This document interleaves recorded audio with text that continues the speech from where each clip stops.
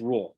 Right. So if somebody has one of these and they a pistol with a brace on it, when this rule went into effect, and they leave it in their closet, don't even touch it, take no action. Maybe they don't even know that this rule has been published. They would be committing a crime after, according to the ATF. I want to be clear about that. According to the ATF, people will be committing a crime after this period expires. Right. So what after May 31st, then they're committing the crime.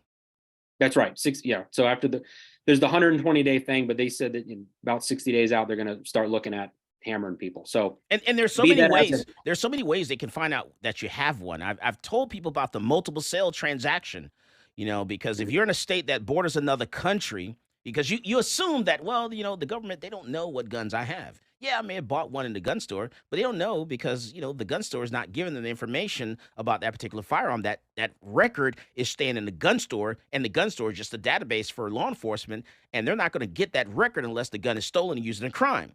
Well, not true, because if you walked into a gun store and you did a multiple sale transaction where you went to a state, you purchased a gun in a state from a gun store in a state that borders Mexico or borders Canada or Florida because they're too close to Cuba, then that gun store has to do a multiple sale form. If you purchase 2 handguns or more in a 5-day period, or 2 rifles or shotguns more in a 5-day period, they're filling out a form where you are reported to the FBI and to the chief law enforcement officer in the county where you live in.